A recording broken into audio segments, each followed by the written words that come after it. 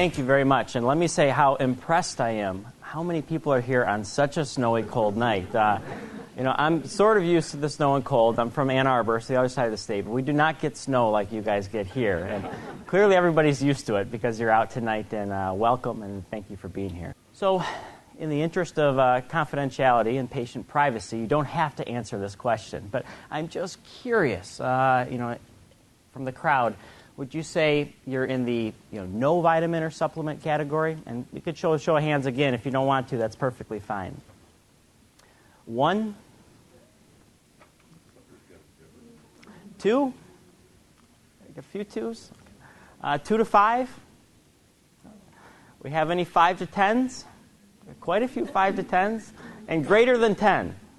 Got a couple of those as well. So, and this really fits with what we see across the country. Exactly what we saw here. The average person is taking, anywhere between 1.5 and 2.5 supplements or vitamins in addition to their prescription medications.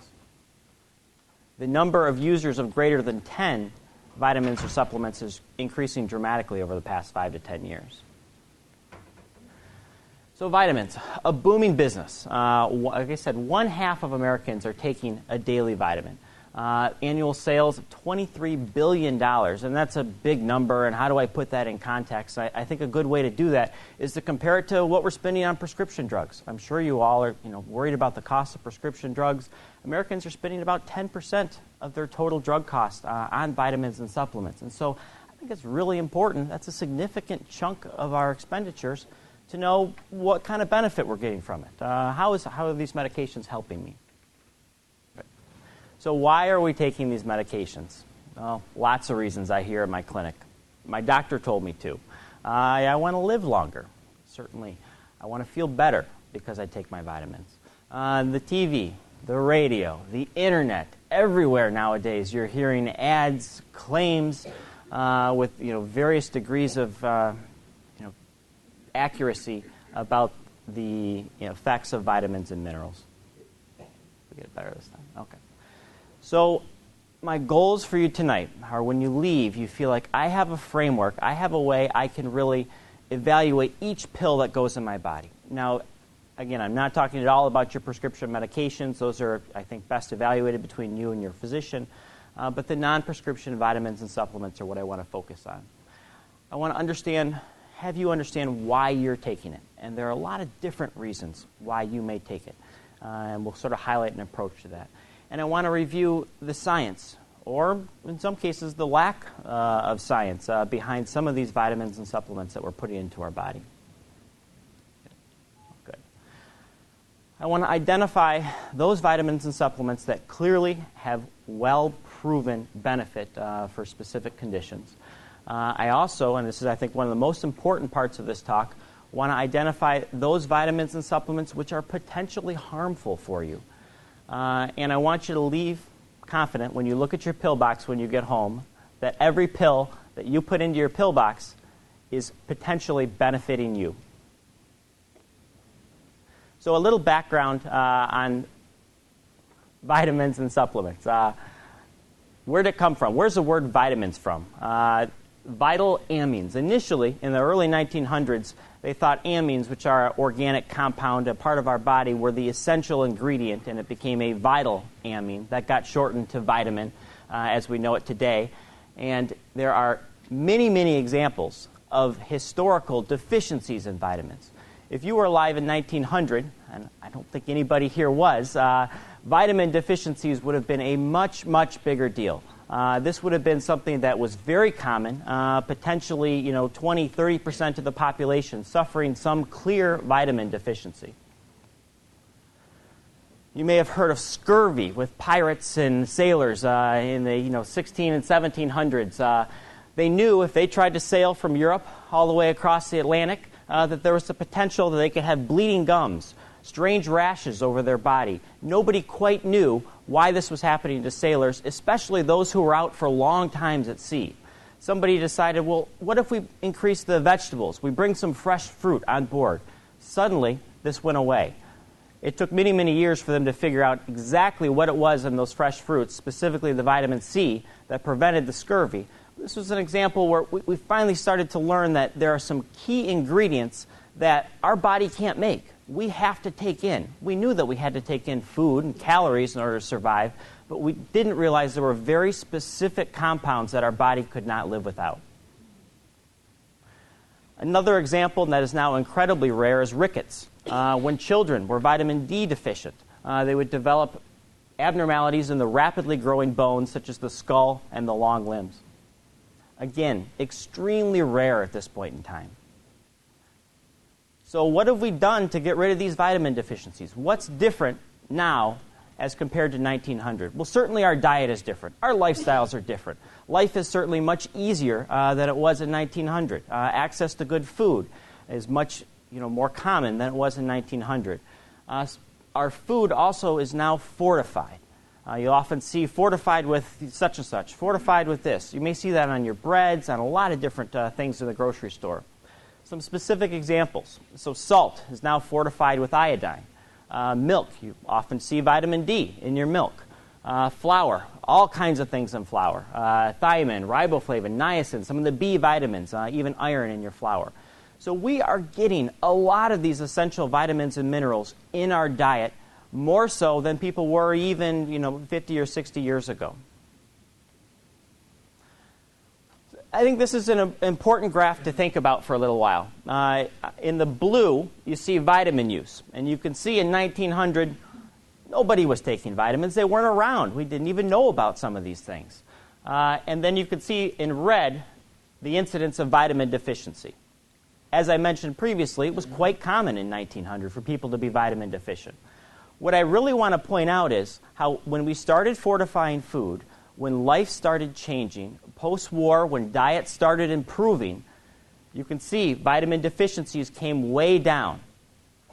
Also note that vitamin supplement use had not yet gone up.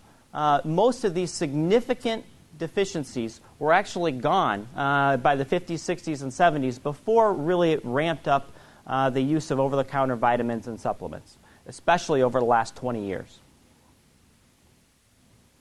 So what's happened over the last 20 years? Why do we have 2, 3, 4, 10 vitamins in our pill box at this point in time? Improved health literacy. This is a great example of improved health literacy. You guys are all here. I suspect if I gave this same lecture 30 years ago, it may have been incredibly hard to get a crowd like this in the middle of a snowstorm. We're worried about what's going on with our bodies. We want to do everything we can to keep ourselves healthy. And that's part of the reason for the use of these vitamins and supplements. Aging population. There's more of us older than 50 at this point in time than any point in the past. It's a larger population, and it's also a much healthier population. Again, the example I see right in front of myself are a lot of people who are later in life but extremely vibrant, extremely healthy, and living active, enjoyable lifestyles, and you want to continue that. And certainly vitamins and supplements offer one option to try to continue that life for as long as possible. Strong marketing, certainly. You really can't, watch TV for an extended period of time, flip through a magazine without seeing some claim for some new vitamin, some new supplement, again, with various degrees of accuracy. So, who is using vitamins? Well, we know that women tend to use more vitamins than men. Higher education levels seem to correlate with increased vitamin use. Higher income levels seem to correlate with increased vitamin use.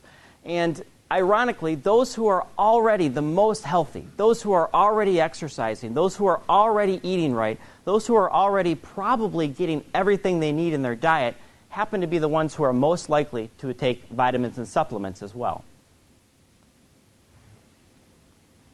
Who isn't taking any vitamins and supplements? Unfortunately, it's those people who need it the most. There are certainly still populations in our country, and certainly populations around the world, that could benefit from vitamins and supplements. Even a multivitamin could be potentially life-changing for certain populations, less so in our country, but certainly around the world.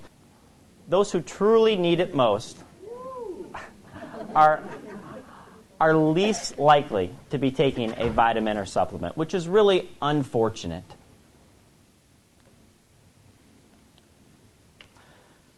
So I've given you some background, and what I want to do tonight is sort of break down why you might take what you're taking and allow you to go home and analyze each pill that you're taking. So there are a few key reasons. Perhaps there is good, sound medical evidence that the vitamin or supplement that you're taking improves health. Perhaps there's not good, sound medical evidence, and as I'm going to discuss, in a lot of cases, there isn't. A completely different reason to take your vitamin or supplement is what it does for you. You are different than your neighbor.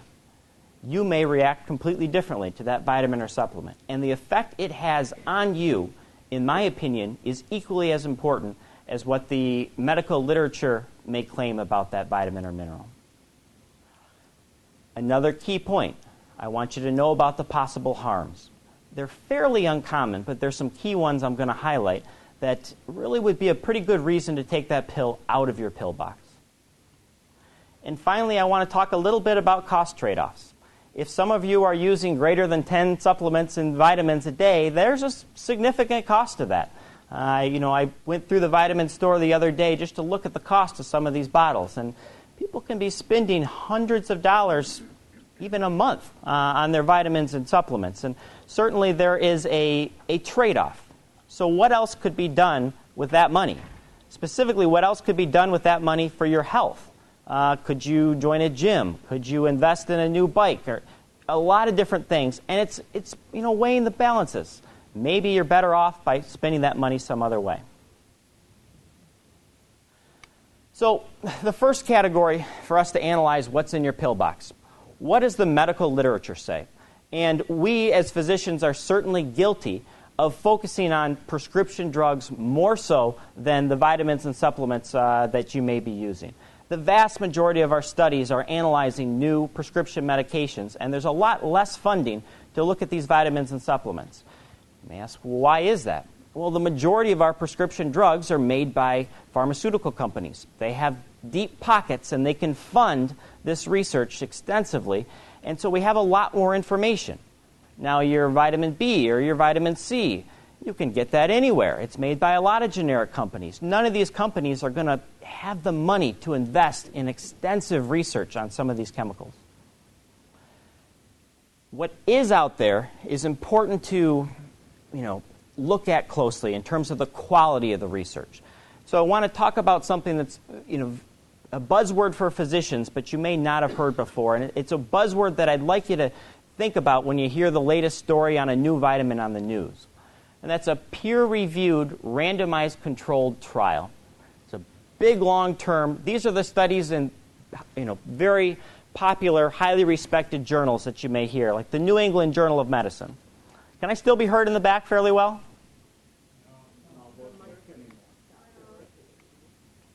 Okay. I'm just going to shout. Just tell me if I'm too loud now. These are trials that are generally done by groups of hundreds of physicians, and they are analyzed often by hundreds of other physicians and carefully scrutinized. They're usually involving thousands of patients so that we can correct for the variation between you and your neighbor. As I mentioned, you may react completely differently to that vitamin, and so in order to really understand if a vitamin is good for a whole population, we need to study thousands and thousands of people. It often will compare your vitamin to a placebo pill. If I gave this half of the room a vitamin and this half of the room knew they were not getting a vitamin, and I brought you back a month later and asked if this side felt better, they very well may feel better. But how do I know if it truly was the vitamin? Because they knew they were getting it the whole time. These trials will often use a placebo pill, a sugar pill, so that people don't know what they're getting. They don't know if they're putting the vitamin into their body. And it allows us to correct for the chance that people just feel good because they're taking another pill. I like to say this is as close to answers as we get in medicine. Your body is not a machine. I can't tell you exactly how you're going to react to any medication, whether that be prescription or a vitamin or supplement. And these trials are the very closest thing we can get to true answers in medicine. Unfortunately, with many of the vitamins and supplements you may be taking, there's very little of this information available. We often will combine these big clinical trials in something called a meta-analysis, where we combine dozens of these big trials. Now we're talking about tens of thousands of people. These are the studies that often hit all the news channels. A big meta-analysis, we studied 20,000 people who were taking vitamin C, and here's what we found. So think about these buzzwords when you hear the news story on the news. Was it a randomized controlled trial? It's an important word that you may hear. How do you access this kind of information? This is the thing that as physicians we do on a daily basis. You come to us with a new question in clinic. Perhaps we don't have the answer right at our fingertips. We're looking at this literature and these randomized controlled trials to try to come up with answers to improve your health. Well, I can't expect that you're going to be able to scroll through all the medical literature. It's challenging enough for us as physicians to keep on top of all this information. So what would be a good way to access it easily? And I think this is one of the key points I want you to take from this talk. There are millions of different sites you can go to get information on vitamins and supplements. How do you know what's good, what's bad, what might be biased towards vitamins and supplements, what might be biased against vitamins and supplements? This website, and you'll find it, the website is listed on the bottom of the handout that you have here, I think is a fantastic resource. This is from the National Institute of Health. This is research compiled by physicians and then put into very patient-friendly language. I can promise you if you go to this, you're not going to leave confused, scratching your head. You're going to be able to look up whatever vitamin and supplement it is you take. The list is fairly comprehensive. I would say there's at least 150 on their list, maybe more. Certainly they're not going to catch all of them. But in very plain language, you're going to find what the potential benefits are, what the potential harms are, and I think this is a great resource. It's non-biased. There is no drug company that funds the publication of this. There is no supplement company that funds the publication of this. The people who are putting this together only have one interest, and that's your health and your health literacy, so that you know what you're putting into your body.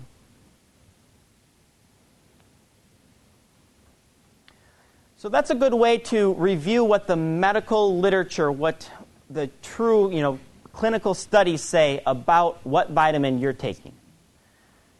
In my opinion, equally as important is how does the vitamin make you feel? You may go to that website and you may find out, I'm taking this vitamin B complex and I thought I was taking it for memory, and it says it doesn't do much for memory. But I think it does. And I think that's a very fair and valid point. And I would encourage you to be a little bit scientific about how you look at your vitamins. Specifically think about, have I ever been off my vitamin for an extended period of time? If I think my vitamin makes me feel stronger, maybe I should stop it for 3 weeks and see. If I definitely feel a difference, in my opinion, as long as there's no well-established harm to that vitamin, that's something that you should continue. It is benefiting you. There may not be perfect evidence out there. As I mentioned, we don't know all the facts about every medication. But if that medicine is making you feel better, and you've proven it somehow, often the best way, again, is to just stop it for a couple of weeks. See if it makes you feel better. Or maybe when I started that vitamin, boom, a week later or a month later, I clearly felt better. That's important to me. And it should be important to you, and it's a very valid reason to be taking a medication. Even if you may hear on the news or you may hear in the medical literature or that website that vitamin isn't necessarily effective. As I mentioned, you're different than your neighbor. Maybe this vitamin is going to work in you, but you ask your spouse or you ask your family if it worked for them, and they say absolutely not.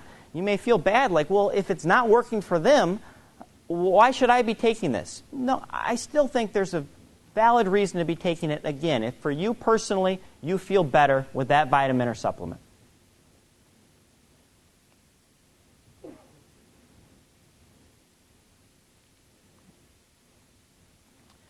Regardless of how it makes you feel, there are a few key vitamins and supplements that we know have potential risks, and I will highlight these as we go through some specifics.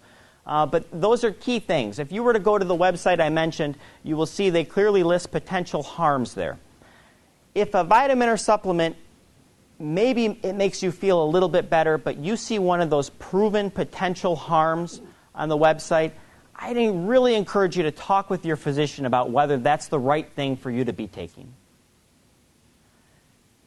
Many people ask me, I'm taking vitamins and supplements. Am I taking too much? Am I taking enough? Often we don't have information about the ideal dose of any one of your vitamins and supplements. Again, this area is often under-researched. But we do know that there are certain groups of these vitamins that can potentially be toxic, specifically the fat-soluble vitamins. So vitamins come in two flavors. One, water-soluble, meaning if we take in too much, it's going to pass out in our urine. I have patients who are taking very high doses of vitamin B or vitamin C, and they ask me, they tell me, I really need the high dose. I tell them, I think most of it is coming out in your urine. It's expensive urine, but that's okay, if you want to do that. On the other hand, other vitamins are fat-soluble, specifically vitamins A, D, E, and K. Most often I'm seeing people taking vitamin D and vitamin E nowadays. At very high doses, these can build up in your system. Vitamin D has been a very hot topic over the past 5 years. Many of you may have, be on vitamin D, perhaps recommended by your physician. And we've been checking nowadays for vitamin D deficiencies. If you're being prescribed vitamin D by your physician, I think you can be confident that they're doing that in a dose that is safe for you to take. If your physician is not aware of what your vitamin D dose is, I think it would be a good thing to share with them because of the potential for toxicity. Truthfully, you would have to be taking dozens of over-the-counter vitamin D tablets for extended periods of time to reach the toxicity level. But there are certainly people out there who are doing that. They're typically not doing it intentionally. They're taking a multivitamin, vitamin D, vitamin B plus D, and they don't realize when it's all combined how much of the vitamin D that they're getting. So I just encourage you to share your doses with your physician. Again, for the harms of these medications, the website is going to be fantastic. I'm going to hit on some. As I mentioned, there's 150, 200 listed on the website. I can't possibly go through them all tonight, nor do you want me to. And I think you'll find that helpful, again, for the harms. Bad places to get some information. I went through and just randomly Googled vitamin A, vitamin B, vitamin C, vitamin D to see what I got. And I have to tell you, I was not impressed with the top 10 hits I got for each one. There were usually 2 or 3 that were good, sound medical evidence from like a National Institutes of Health or a university, but many of them were from the vitamin or supplement company. Many of them were from sources that I can't say are completely accurate. The vitamin store. As I mentioned, I went into the vitamin store to ask them about some things. I'd like to say that they're going to tell you the perfectly honest truth about what information is out there and what is not, but they have an interest in selling you vitamins. So I got to say they probably weren't the most accurate source of information when I talked to them about some of the vitamins and supplements on their shelves. Television. I've yet to see a good advertisement for a vitamin or supplement that I thought truly had accurate information.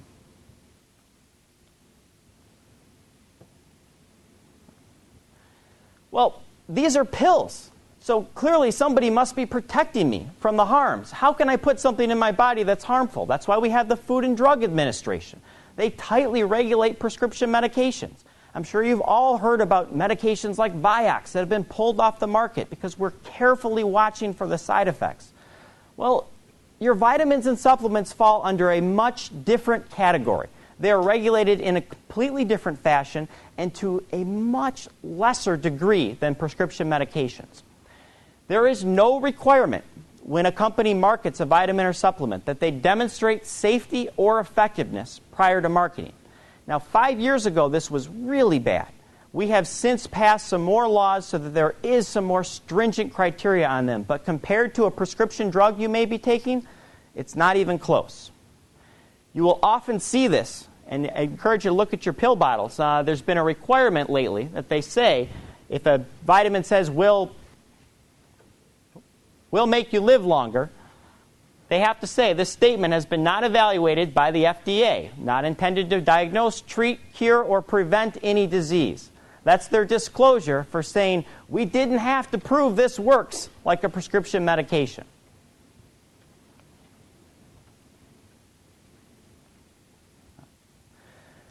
The last thing I encourage you to do is review the cost trade-offs, as I mentioned. What could I be doing? Maybe just sum up the cost of the vitamins you're putting into your body. Multiply that by 12 and see how much you're spending on that on a year. And ask yourself, what benefit is proven in the literature, maybe after reviewing the website, what benefit does a vitamin provide me, and is it worth that cost?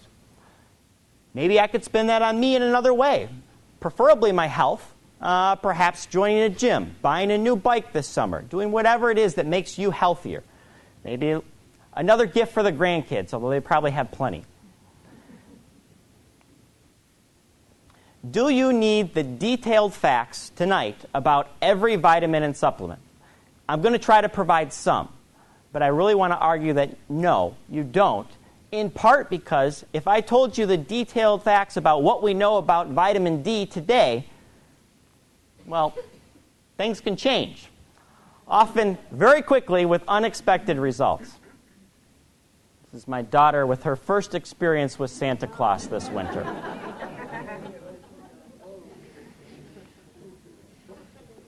So, as I mentioned, there's hundreds of vitamins and supplements on the market. I'm not going to touch on every one. I want to touch on the ones that are used by most of you, the most common ones. Conveniently, the more people who are using them, the more data there is on those vitamins or supplements.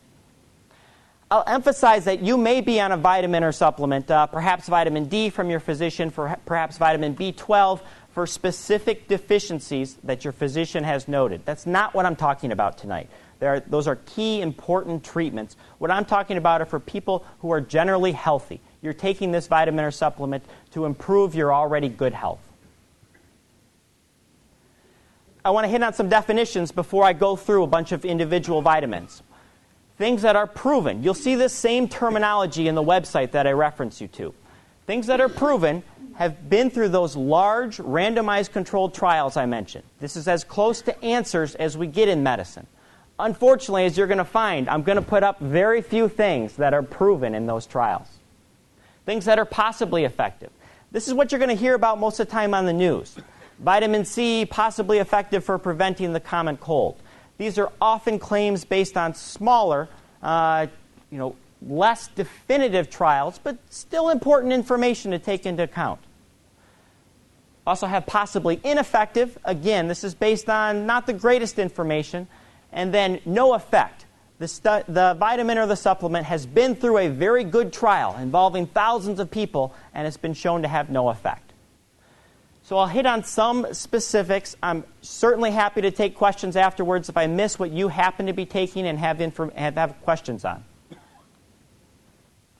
Beta-carotene. Our body converts this to vitamin A. This has kind of waxed and waned in popularity. I would say I don't see a lot of patients taking this at this point. Within the past 10 years, we thought this had a significant impact on cancer incidence. There were multiple small, lesser quality trials that came out, and people thought this was something that's going to prevent cancer. We've had large studies now that have suggested this has no effect on cancer rates, no effect on cardiovascular disease, possible increased strength in the elderly, but a possible increased risk of lung cancer in smokers. And that one came out fairly recently. We thought we were going to prevent lung cancer in smokers with the use of beta-carotene. And they scratched their heads after the study and said, wait a minute, they actually had more lung cancer. I hit on the B-complex vitamins individually. A lot of you may be taking this as a B-complex, and it likely contains the next 3 vitamins that I'm going to hit on. Thiamine, or vitamin B1, proven effective for severe deficiency that we often see in the hospital with alcoholics. Possibly effective for cataracts, a very common problem as we get older. No effect for some of the key reasons we're taking vitamins and supplements. Cancer prevention, GI symptoms, heart disease. Vitamin B6, proven effective for lowering a compound called homocysteine. Your heart doctor may have talked to you about this, and for patients with heart disease, this is a slightly controversial topic, but it may be something that you're on from your heart doctor. Again, I would put that under the category of a specific condition that you're being treated for, not general health. Possibly effective for pregnant women, for the nausea, possibly protective for macular degeneration. Again, a significant problem as we get older that we're often looking for a way to prevent. No effect on memory loss. A lot of the B vitamins, a lot of the claims I see out there for the B vitamins are memory loss, prevent dementia with the B vitamins. Unfortunately, there's not strong medical evidence to suggest that. The last B vitamin I'll hit on, vitamin B12. Again, there are specific conditions that we often see in the elderly where vitamin B12 can be very low and cause important memory impairment, also important anemia or low blood counts. Beyond that, again, possibly effective for macular degeneration. Other than that, there's not a lot of strong evidence that this is going to be helpful. Vitamin E. This was a very popular one over the last, I would say, 5 to 10 years. In fact, I can remember at the beginning of my training, people telling me, and the physicians who were training me, we need to be pushing vitamin E on patients, specifically for heart patients. This is a good idea. I was writing vitamin E scripts for patients. Proven effective for no conditions to date. Again, possibly effective for a long list of conditions. These are the smaller studies that say maybe this is effective, but we only looked at it in 50 patients.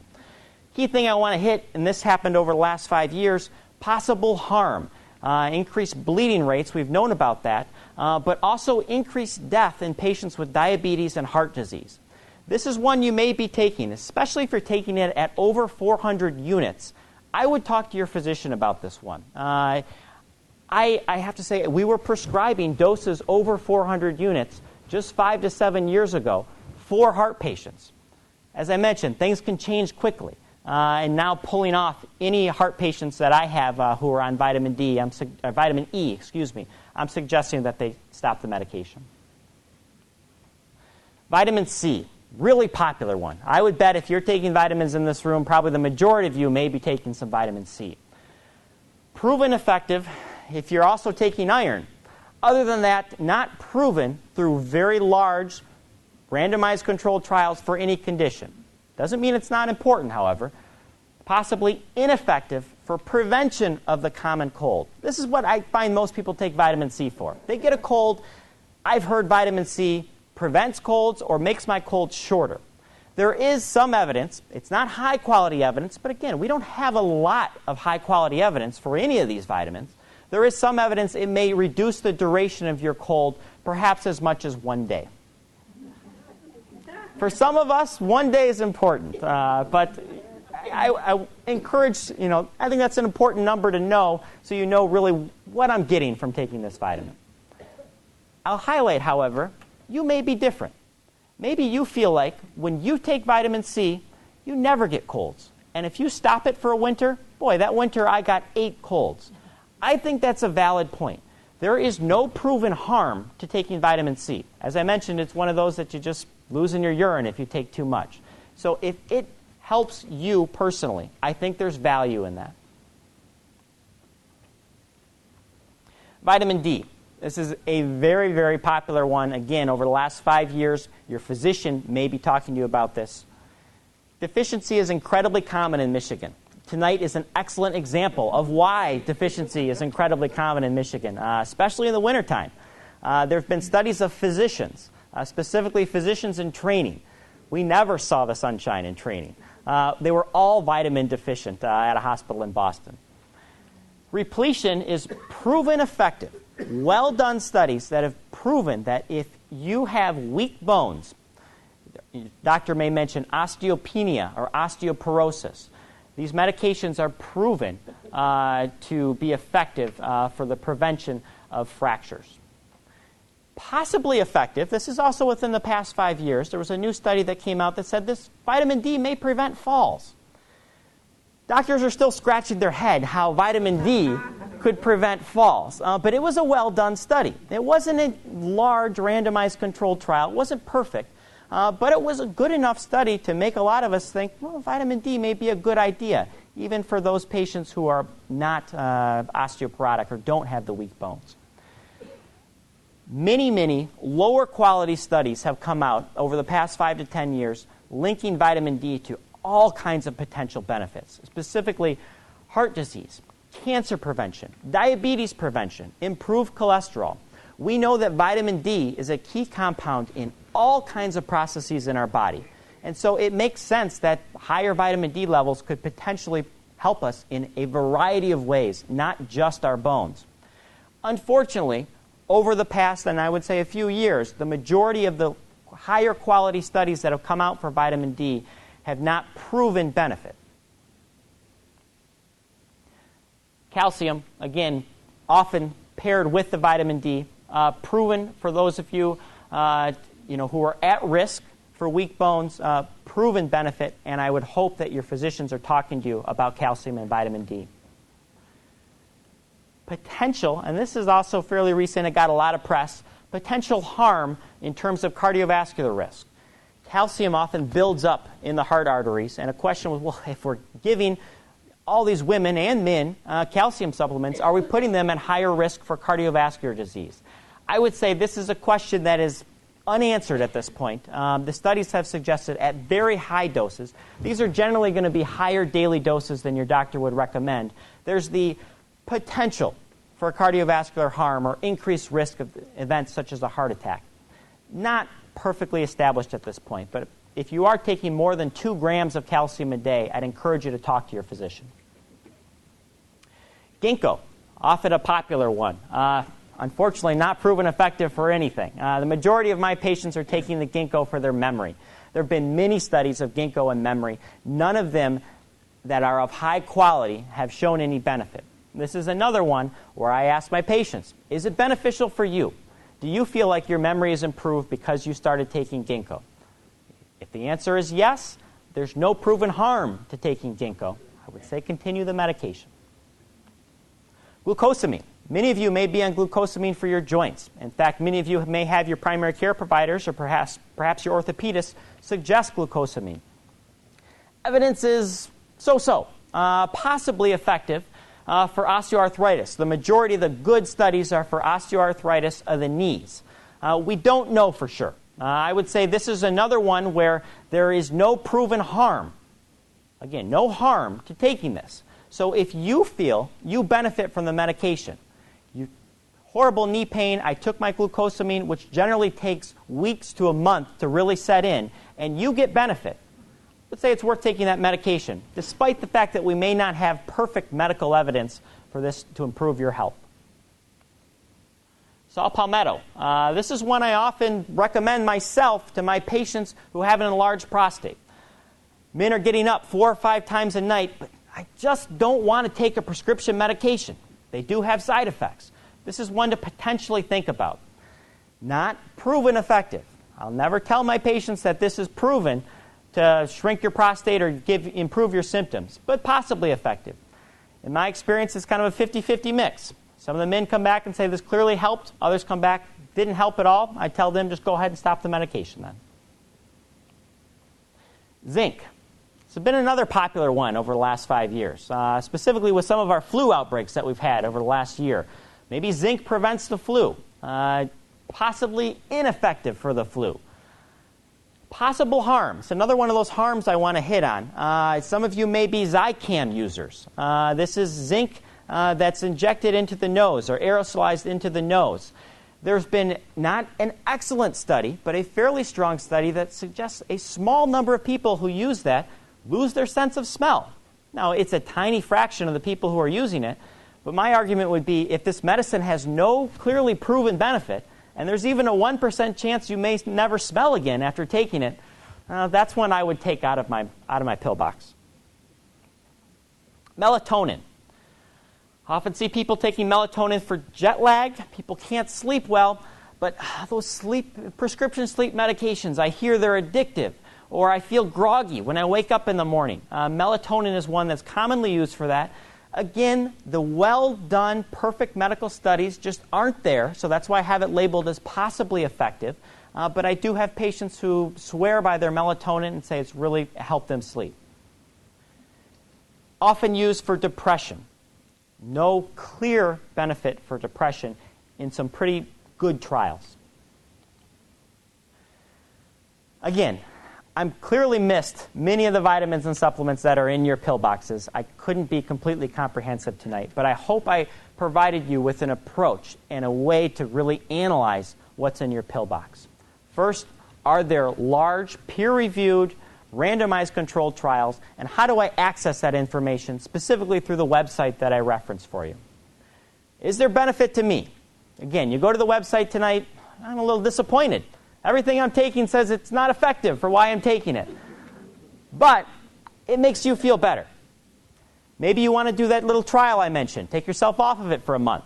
See if you notice a difference. If clearly it was helping me, go right back on it. Is there potential harm? You'll notice I did not point out very many harms because there aren't very many harms that we know about from these medications. I really tried to highlight the key ones that were proven in well-done trials. And if you happen to be taking any of those medications, I'd encourage you to talk with your doctor about it. The website will reference some key harms as well. At the bottom of the description of each one, they list potential harms. If you're worried about any of those, I'd encourage you to talk with your physician. Well, if I don't take vitamins and they're not clearly the answer, what should I do? Say you look up on the website and my vitamin doesn't do what I thought it was going to do. You take yourself off of it for a month or two and, boy, you know what? I don't feel any better. What is out there? What is the answer? How do we live longer, healthier lives? Well, there are certain things that are incredibly well studied and very well proven.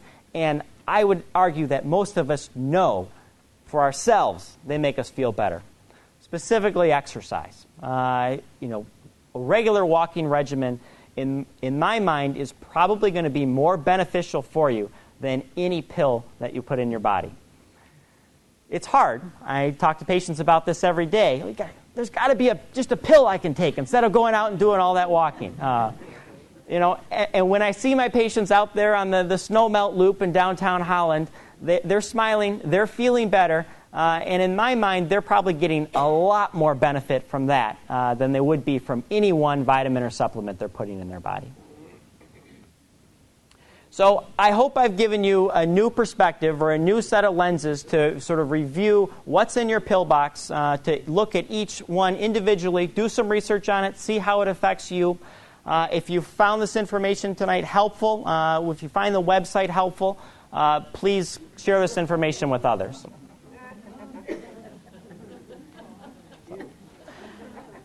Questions? What about fish oil? Fish oil is one that I would put in the category of potentially used for very specific conditions, and your doctor may prescribe you fish oil if you have problems with your triglycerides. Fish oil for general health. And again, the website will list a lot of details about what it's good for, what it's bad for. I would say not proven for any type of benefit, including cardiovascular benefit, for general health. Now, again, if your doctor has looked, knows you have heart disease, knows you have high triglycerides, they may be using fish oil specifically for that condition, and it's well proven to improve your triglycerides. But if you know, my cholesterol looks fantastic, and I'm still taking fish oil, I would put it in the category of no proven evidence, but if it makes you feel better, it makes you feel better.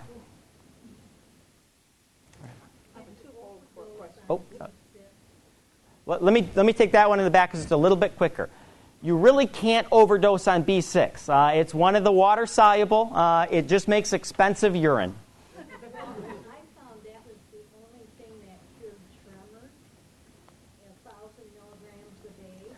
And that is one of the specific uses for that. And if it's effective for you, I put that under the category where there is studies that suggest B6 helps tremors. They're not perfect studies, so we don't say, yep, it's definitely a treatment for tremor. But many patients have had the same effect. Sorry. So twofold question. Sure. When we first started, you posed the question, one vitamin up to 10 or more. Where do you personally fall in that, Mr. Physician? So the question is, where do I fall in terms of how many vitamins or supplements I take? And I can tell you I don't take any. I try to eat a well-balanced diet, and I think from a well-balanced diet, I am getting all the vitamins and supplements that I need. Now, I will admit, if you ask me that question in 30 years, it may be a different answer. And I think, as we get older, we are sort of looking for every advantage we can find to keep ourselves healthy. And I am guilty of the same thing that many of my men in the younger 30s are, thinking you're invincible and not taking every last thing you can do for your health. But for me, as a physician, I do tend to rely more on the medical evidence. And since there isn't strong medical evidence for a lot of these treatments, I don't take any myself. Well, that might have answered my second question. You also said when you were in school or maybe during residency, those students might have been deficient in, say, vitamin D or some other thing. I have a daughter who's going to go to medical school, about to go. You would just still tell her, don't take anything, or what? I don't know what my own vitamin D level is. I have a pretty good suspicion it could be on the lower end. I haven't seen the sun for an extended period of time in a long time. What isn't proven is that even if I am a little bit on the lower end and I take vitamin D supplements, is that going to give me less cancer, less heart disease? I don't know. There's no strong medical evidence for it. Maybe one in the back? I would put, the question is, what about chondroitin? I would put glucosamine and chondroitin together.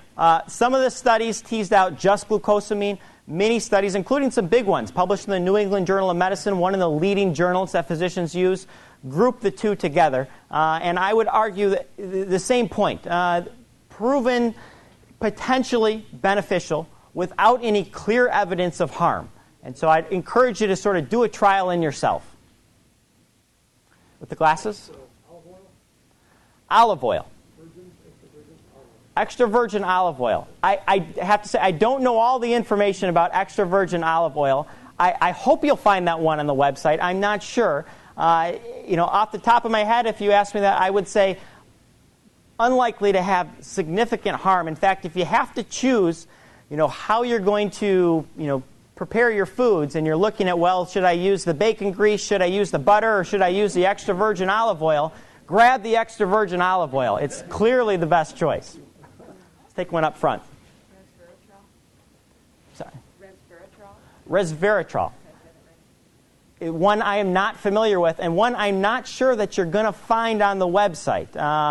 But please take a look. I can tell you I don't know, the medical information behind that one. Oh, let's take it right up front. The niacin. Niacin is a drug, or is that? So you may be prescribed niacin by your physician. So niacin is a drug. Niacin, is also effective for high triglycerides, as we mentioned with the fish oils.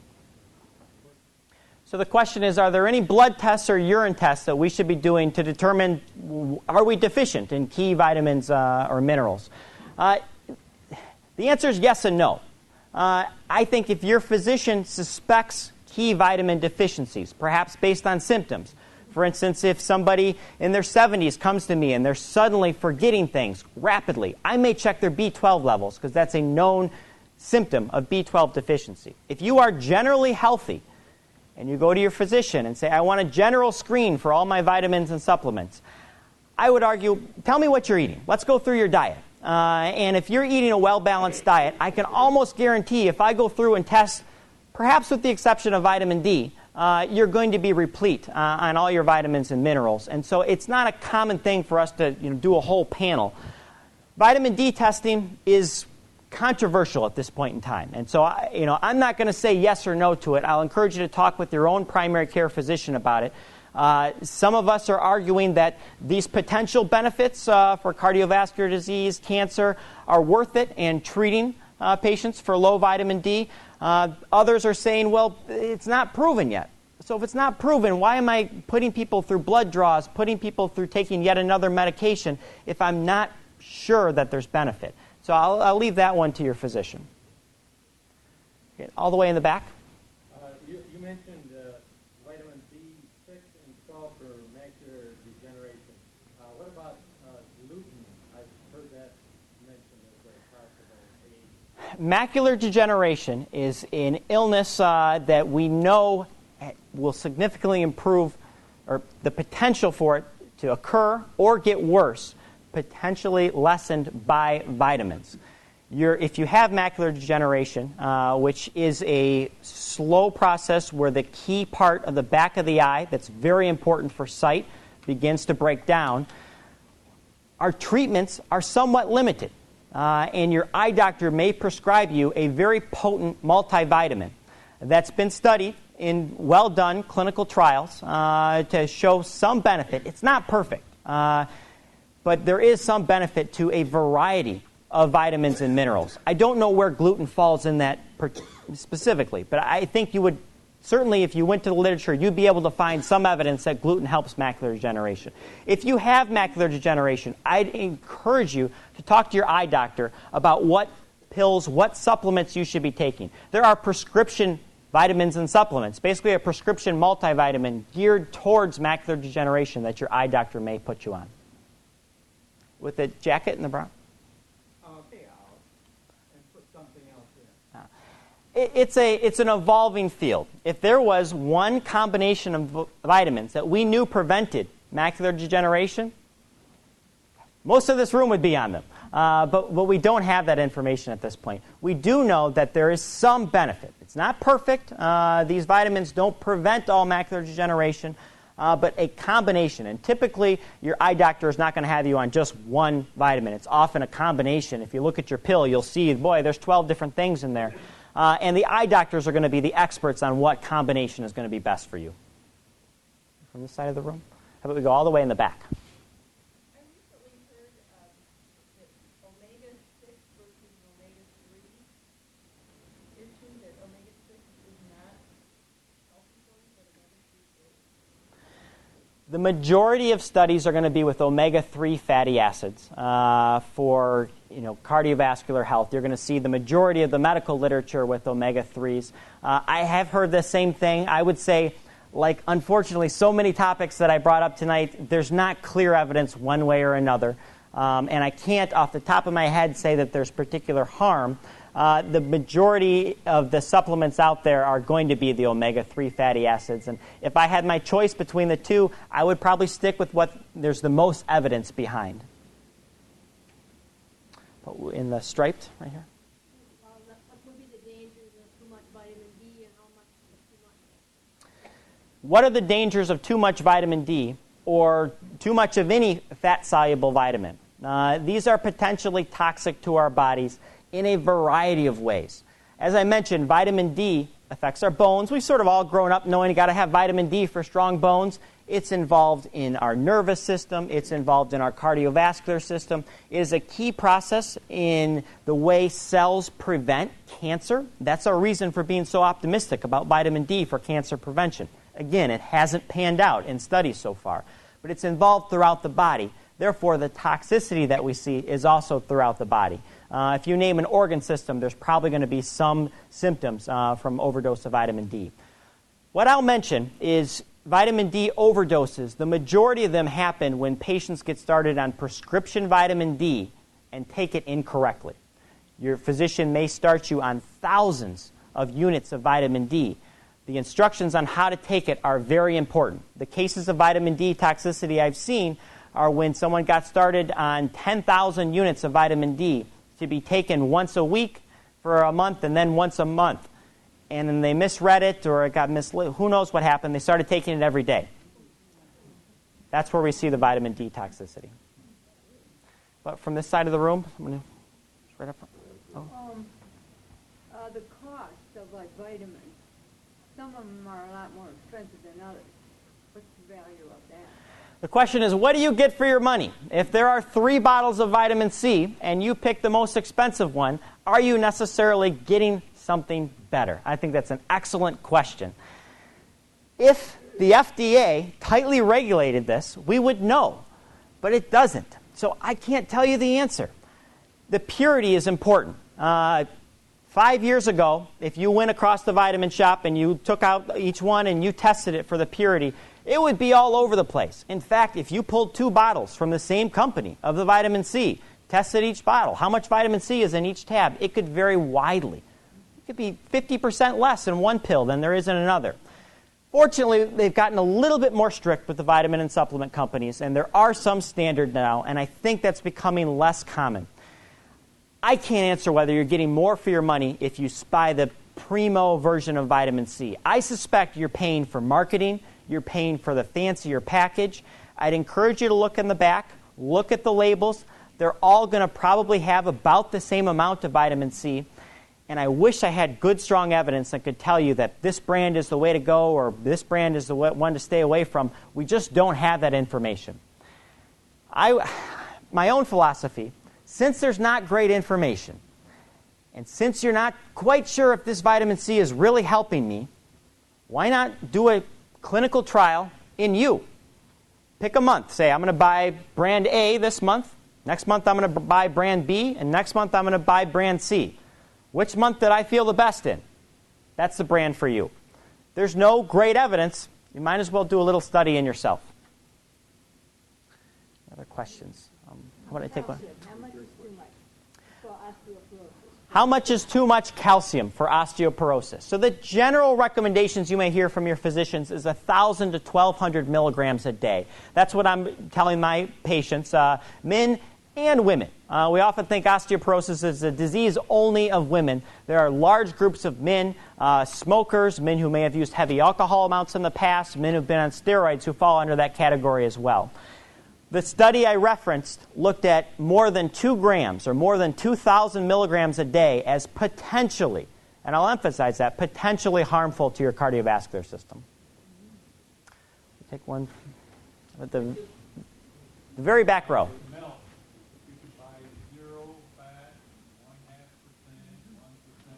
Is the vitamin D the same in all of them?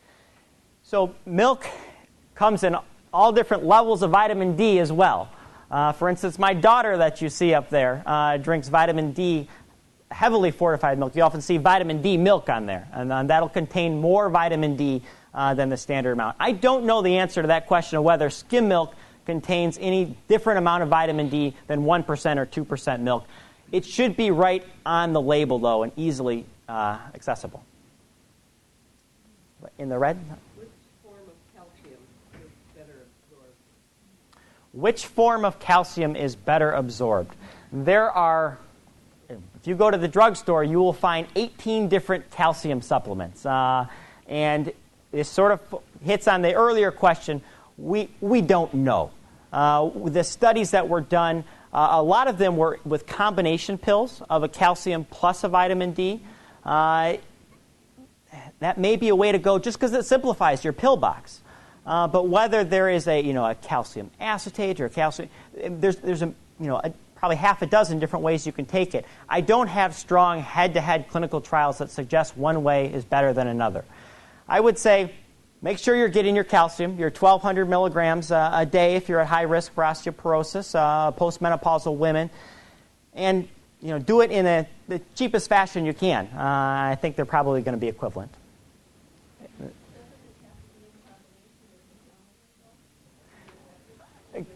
Should we be taking magnesium with our calcium?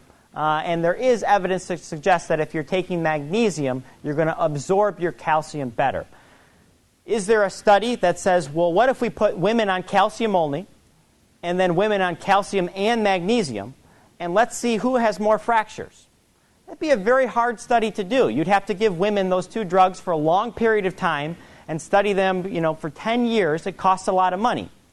Well, I can tell you the generic calcium and the generic magnesium companies don't have the money to do that. So I can't promise you that you're going to have stronger bones or you're going to have less fractures if you take the magnesium with the calcium. But the biologic mechanism is there, certainly, for improved absorption. About one last question here, right up front. Could you say again which are the water-soluble and which are the fat-soluble? So the fat-soluble vitamins are A, D, E, and K. The majority of other vitamins are going to be water-soluble. Other things are going to fall under the mineral category. But the key ones to sort of think about what my dose would be the fat-soluble vitamins. And if you are taking high doses of any of those, talk with your physician about it. I'm happy to stay for questions about any other individual vitamins or supplements or just an approach. Hopefully you've left today not so much with information about exactly what you're taking, but an approach to analyze what you're taking. Thank you, everybody, for coming out on a very cold, snowy evening.